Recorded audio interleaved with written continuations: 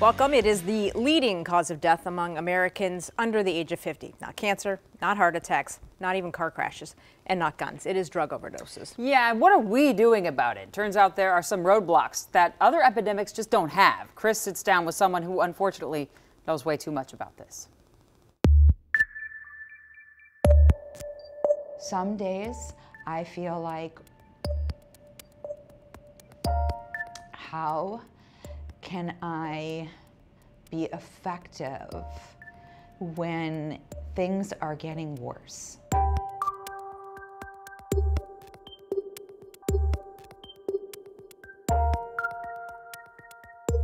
Steve was my fiance. He was a successful financial planner. He was a musician. He was an athlete. Like many millions of other Americans, he went to his really well-intending good doctors who had been educated that if someone has chronic pain, they cannot become addicted to opioids. What happened for Steve was that he became addicted to the pills that were prescribed to him to treat the pain. He sought out multiple doctors to get more pills. He purchased pills over the internet, and eventually his family and I created an intervention for him. And then out of that, Steve went to treatment. So what happened for him was that he relapsed, no longer had access to his prescription opioids, and found someone that could get him heroin. He used heroin one time, to our knowledge, and overdosed and died.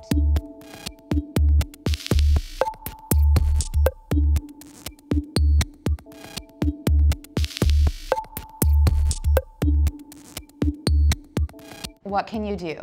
You can advocate for yourself and your loved ones. You do not have to take a prescription for opioids when a doctor prescribes it to you. You have the right to say no. And if that doctor or that prescriber is not asking you, do you have the disease of addiction in your family, right then and there, you should change doctors.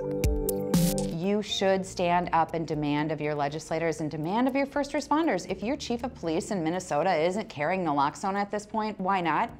They have no barriers. The money is given to them, the training's given to them, we will help them. The FDA needs to stop approving more opioids. We're good. We've got plenty, let's go the other way. And our country needs to invest in science for treating chronic pain in a different way. Grief and loss is an uncontrollable entity. Sometimes, you know, I can be in the space of doing this work and feel like I really make a difference. And I matter, and Steve's life mattered. And I'm creating solutions so that other people don't have to experience what I experienced. Lexi and the Steve Rumler Hope Network wrote another bill last year, one that sought to hold pharmaceutical companies that sell opioids in Minnesota financially responsible for the opioid crisis. They did that by charging a fee of 1 cent per every milligram of morphine sold. That was what the bill was supposed to do, but it never made it to the floor of either of the houses. So Lexi says we'll be back next session, holding lawmakers accountable for hopefully trying to pass a similar bill. But it is a problem, and it's a very complex problem because, well, huge companies have vested interest in selling these pills that actually help a lot of people, but at the same time, it causes catastrophes for others. You know, I think in a good sense, and I think you did this story about the dentist a few weeks ago and talking about not prescribing painkillers for certain things. And I have had friends who have struggled with addiction, specifically go through procedures, medical procedures, and not get pain pills and just tough their way through it for fear of what might happen.